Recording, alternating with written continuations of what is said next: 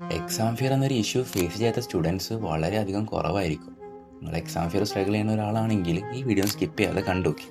Exam fear എന്നത് ഒരുതരം ആങ്സൈറ്റിയാണ്. വിചാരിച്ച പോലെ എക്സാം എഴുതാൻ പറ്റുമോ, പഠിച്ചതെല്ലാം മറക്കുമോ, ഇപ്പോൾ മാർക്ക് പറഞ്ഞു കഴിഞ്ഞാൽ മറ്റുള്ളവരെ പറ്റി എന്ത് ചിന്തിക്കും എന്നൊക്കെയുള്ളൊരു ചിന്തയാണ് എക്സാം ഫിയർ എന്നത്. ഈ ഒരു പ്രശ്നം സോൾവ് ചെയ്യാൻ സിമ്പിളായിട്ടൊരു ടെക്നിക്ക് പറഞ്ഞുതരാം. അതാണ് change how you view academics എന്നുള്ളത്. അതായത് എക്സാമിനും അക്കാഡമിക്സിനോടൊക്കെ പറ്റി നമ്മുടെ സ്വന്തം വ്യൂ ഒന്ന് നമ്മൾ ക്വസ്റ്റ്യൻ ചെയ്യണം. യൂഷ്വലി എക്സാം സ്റ്റഡീസ് എന്നൊക്കെ ആലോചിക്കുമ്പോൾ മനസ്സിൽ പേടിയും സ്ട്രെസ്സും അതൊക്കെയാണ് മനസ്സിലോട്ട് വരുന്നതെങ്കിൽ അതാദ്യം നമ്മൾ മാറ്റണം. അതിന് നമ്മൾ കൺസ്യൂമർ ചെയ്യുന്ന മീഡിയ നമ്മൾ അതിന് കൺട്രോൾ ചെയ്യണം. അതായത് കാണുന്ന റീൽസ്, മൂവീസ്, സീരീസ് ഇതൊക്കെ സ്റ്റഡീസിനെയും എക്സാംസിനെയും നെഗറ്റീവ് അതുപോലെ കുറച്ച് കാണുന്നതാണെങ്കിൽ അത് നമ്മെ അഫക്റ്റ് ചെയ്യും. കാരണം നമ്മുടെ തിങ്കിങ് പാറ്റേണും അതുപോലെ കൺസ്യൂം ചെയ്യുന്ന മീഡിയ ഒക്കെ നല്ലോണം റിലേറ്റഡ് ആണ്.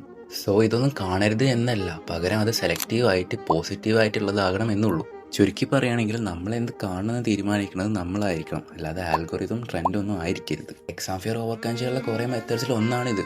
കൂടുതൽ ടെക്നിക്സൊക്കെ വരും വീഡിയോസിൽ ഞാൻ ഷെയർ ചെയ്യാം. വീഡിയോ ഹെൽപ്ഫുൾ ആയിട്ടുണ്ടെങ്കിൽ ഒന്ന് ഫോളോ ചെയ്യാം.